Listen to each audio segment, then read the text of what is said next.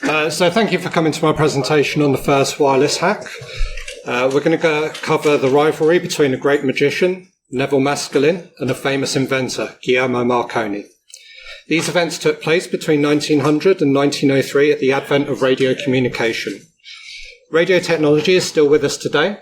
Wi-Fi, Bluetooth, satellite, mobile phones, and the wireless technology developed during this time set the scene for the modern world. Marconi was an Italian-Irish inventor who became known as the father of radio. He grew up in Italy where he was educated. As a child, he was an introvert with few friends, but there was something commanding about his personality. At the age of 20, Marconi read an obituary of Heinrich Hertz, who proved the existence of radio waves. Marconi saw the potential for this communication technology and started developing his own system. He developed the technology in the family home in Italy, and he tested it in the kitchen and in the garden. And in 1896, he came to England and to demonstrate the technology and filed patents to protect the technology. Within a year, he'd been granted the patents, and Marconi founded his private company with investment that was arranged by his cousin Henry Jameson Davis of the Jameson Whiskey Empire. As he's building up his company, he's starting to set up signal stations and hire technicians and engineers and building up the infrastructure that would ultimately make him successful. And 1899 became a key year for Marconi. He demonstrated the technology publicly at the America's Cup yacht race. And this would be where he'd be providing updates of the race in real time to the news crews back on shore. And this qualifies as the first sporting broadcast. And having built the key elements of his private company, Marconi was no longer seen as the introverted young boy, and he was then Mr. Marconi. The wireless systems at this time were built from a few main elements: a transmitter, a receiver, a Morse key, and a printer. At this point, the systems weren't tuned, so they broadcast on a wide range of frequencies, which was a functional problem unless you happened to be the only wireless operator. Marconi had a rival, and that rival was Neville Maskelyne, who was best known as a magician. In 1900, Neville was 38, 12 years older than Marconi. He was in the family business of magic, where his father, his wife, his brother, sister, sons and daughters would all work. Neville was a reserved man who spoke of himself infrequently, yet he was personal and had a lot of friends and acquaintances. The Egyptian Hall in Piccadilly, which was England's home of mystery, was where the family business was operated. And this is where Neville performed the wireless hack of 1903 at the Royal Institution. This is also where his workshop was, where he developed the illusions and created inventions with his father and developed his wireless technology. Neville was a prominent magician, and some of the illusions he created are still used to this day. Levitation seems to have really taken off. He was also the president of the Magic Circle, which is an organisation his father founded. He wrote books about magic, and many of the principles of manipulation he describes are very similar to Robert Cialdini's principles of influence, which become the basis of modern social engineering. The most famous invention was one his father created, which was the paid toilet locks, and this is where the phrase "spend a penny" comes from. You might say Neville was born to take the piss. But Neville spoke of the monotony of a magician's life, and this drove him to other pursuits and his inventions. And in 1900, he went on an expedition with John Mackenzie Bacon, and using a camera he invented, filmed an eclipse. And this is the oldest known film of an astronomical event that exists. But he'd continue his experiments with Bacon in hot air ballooning. And one of these experiments was a demonstration of a wireless device he created. This was a demonstration of surface-to-air transmissions, and very likely the first of its kind. This was observed by many notable people of the day, and there was a clear military application for this technology. Neville patented his system, and his device did not infringe on Marconi's invention, and he had a unique system. And this led him to start experimenting with Colonel Hosier, who was the secretary of Lloyd's. Lloyd's owned the signal stations around the world that did the ship-to-shore communications using flag semaphore. There was a clear application for wireless technology. The experiments were moderately successful, and they both approached Marconi to sell an exclusive license for the signal stations and Knowles' technology. But Marconi was only interested in the license, and Knowles was cut out of the deal. Hosier proceeded with Marconi, without Knowles or his technology. And this contract, in conjunction with the Marconi Company infrastructure and patents, positioned Marconi as the de facto provider of wireless telegraphy. Shortly after the Lloyds deal, Marconi would return to the America's Cup. And this time he had a rival, Lee DeForest, who was another wireless pioneer in the US.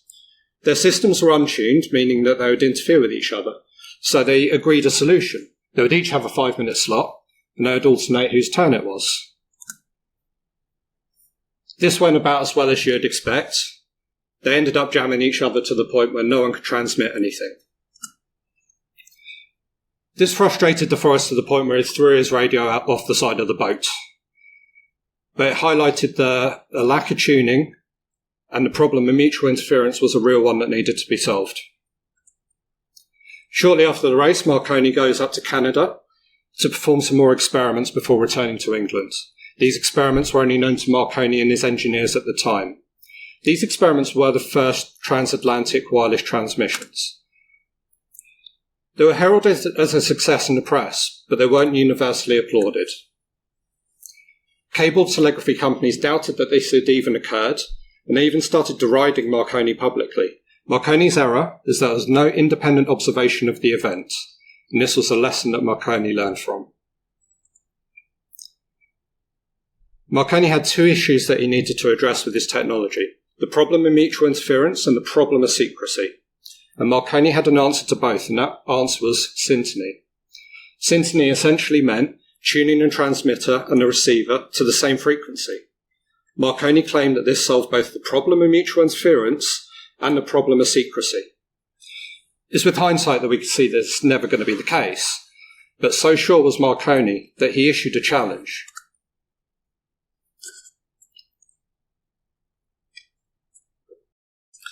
Marconi put a challenge to named individuals to intercept messages.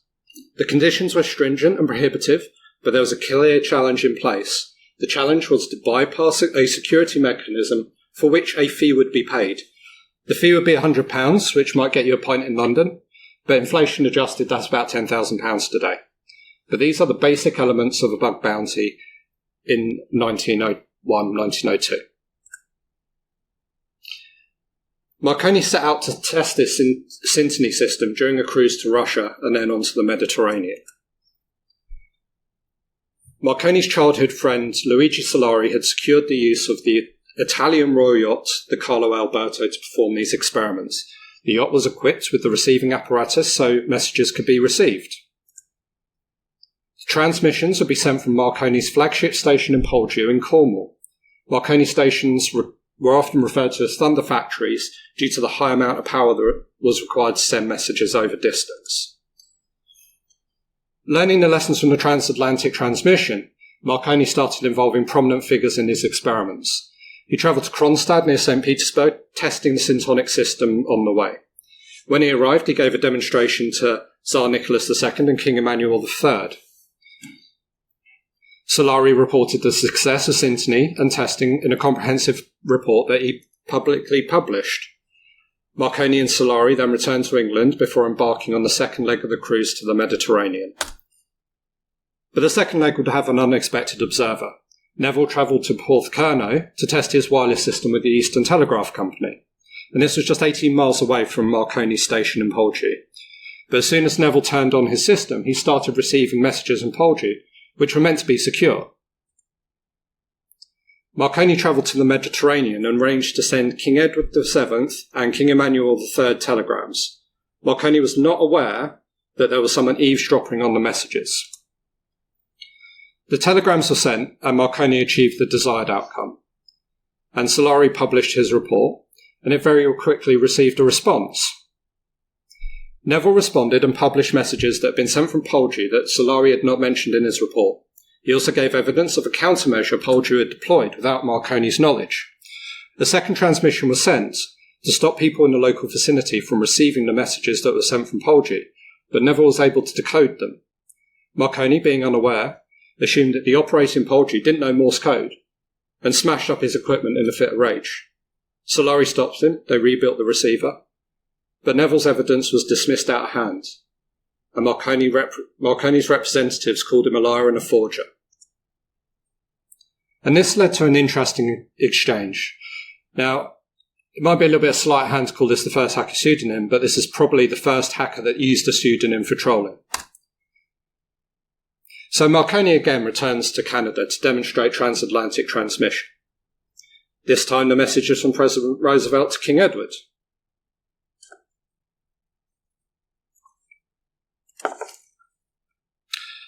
Marconi, while being interviewed about the presidential telegram, mentions the Carlo Alberto incident in passing.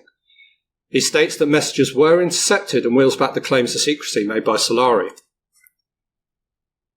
This frustrates Knowles, who demands an apology. Marconi remains silent. So Maskelyne pens a satire of Marconi's challenge or bug bounty under the name Vindex, which translates to Avenger. It parodies the time frames, the unreasonable conditions, but it goes further and implies that the Atlantic transmission didn't happen. He is implying that Marconi is a liar and a forger. And there's outrage about the challenge and many prominent figures calling it absurd and ridiculous. But the whole thing was fairly humorous. And this all leads up to the incident at the Royal Institution, the famous hack. John Ambrose Fleming gave a lecture where there was a demonstration of Marconi's system. Marconi continues to reassert the claim that tuning or syntony means that messages cannot be intercepted or interfered with. And the events would play out like this. Marconi would transmit messages from Polgi. These would be relayed by Chelmsford to the Royal Institution in London. John Ambrose Fleming will read out the messages Marconi sent during the lecture. Knowles knew about this lecture and saw it as the only opportunity he had to test Marconi's claims. So he sets out information gathering. He sent people to inspect the site and determine what was happening and when it was happening. To test Marconi's claim, he used an untuned transmitter that should not interfere with the demonstration if the claims of syntony and security are correct. But he also knew that he had to get Fleming to disclose the attack, so the messages he sent had to be calibrated to get his attention and evoke a response. He also arranged for monitoring between Polgi and the Royal Institution from the Porthcurno site he'd previously used. And he also arranged for people to be there in sight. But this planning made it a social engineering attack as much as a technical attack. And if we define social engineering as any act that influences a person to take an action that may or may not be in their best interests, then the criteria is certainly met. So it's worth noting when Knowles performed his attack, he was just 300 metres down the road from the Royal Institution. So he would have seen the comings and goings and the setup of this. But on the day, Marconi sends messages from Polgi to the Royal Institution. There is a response, and Marconi replies, which Fleming is due to read out. And those messages are monitored by Porthcurno on Knowles' request. So Fleming starts the lecture, reads out the messages from Marconi, and 5 minutes before it's due to close, Knowles sends his transmission and interferes with the lecture. And he sends a message which over and over is rats, which is deliberately designed to evoke a response from Fleming. Fleming doesn't notice, but his assistants do. And subsequently, Knowles sends passages from Henry V and The Merchant of Venice from Shakespeare, which are coded messages for Fleming, but I don't have time to quite go into that. But in one incident, he was able to refute both Marconi's claims about security. The messages could not be tapped, and the messages could not be interfered with devices that were not similarly attuned. Every claim about the efficacy of syntony was now challenged. So Fleming is told about this after the fact, and he complains to Marconi about the interference. He talks about a dastardly attempt to jam them and how it was a ruffianly act, and he suspects Knowles, but he can't prove it. So after a few days of deliberation, they go public seeking confirmation of the attack. They would know who it was in short order. Knowles claimed responsibility immediately after. So Fleming complains in the press of the monkeyish pranks, the scientific hooliganism, makes intimations of violence towards Neville. A fiery exchange of letters is publicised across several newspapers, and Neville outclasses Fleming. He dissects his arguments, highlights his inconsistencies, and savages his reputation. And in a Victorian mic drop moment, he concludes the exchange by saying, "I must decline, sir, to prolong a discussion wherein I'm confronted with such a hopeless tangle of self-contradiction." Fleming's reputation's in tatters, and he's sacked by Marconi because he's no longer a credible scientific figure. So if Neville was the proof of concept, the exploitation in the wild and possibly the first denial of service attack occurred at the 1903 America's Cup. This is the final confirmation that the Marconi syntonic system was flawed. And this is a replay of the 1901 America's Cup. And we have Lee de Forest and Marconi again demonstrating their systems, but this time they were both tuned. So, according to Marconi, they should have been secure. But an unknown third party starts transmitting abuse persistently for days on end. This stops both Marconi and de Forest from sending updates about the race. This is another failure for both of them. On a side note, Marconi had started patent infringement proceedings against de Forest earlier in the year. Following this race, de Forest comes to England. He buys Neville's patents and uses this to get around Marconi's patent claims. He also hires Neville as a consultant who would work with de Forest for years to come. So what went wrong? Marconi and Fleming only tested that the system worked. They didn't seek any independent verification that their system could be interfered with, and they only tested it on Marconi systems and not other systems that were around at the time. They could have looked at the events that happened and derived some lessons learned, and the number of days that they had between the incident and their response means they had no response plan in place. But ultimately, all of this, why was Marconi successful? Well, Marconi had the clarity of vision to drive his engineers and his organisation forward to his ultimate vision. He used the credibility and reputation of others in a very Machiavellian sense and discarded people who are no longer useful once he burnt their reputation. He created a business model that adapted to adversity, so every time something went wrong, he would be able to respond to that. And that's kind of an anti-fragile in a very Nassim Taleb kind of way. He aggressively protected his patent technology and the secrecy of his inventions, and he secured strategic contracts early on, which made him the de facto standard moving forward. And that concludes the story of the first wireless hack.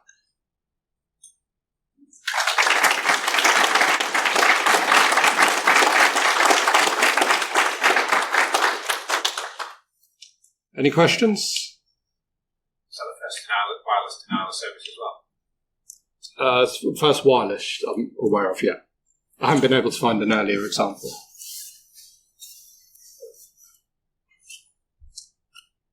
You mentioned in the talk that it was sort of taken up by kings of, there was two kings up on there. King of England and King of Italy. Yeah. And do you think that the technology would have advanced and moved forward if it hadn't had the military capabilities?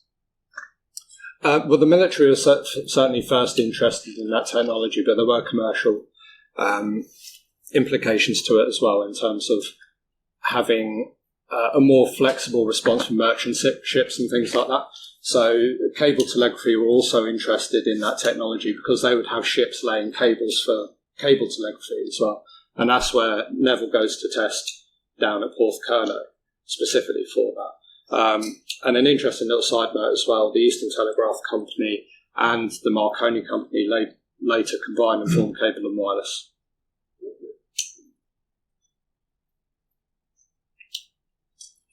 Any other questions?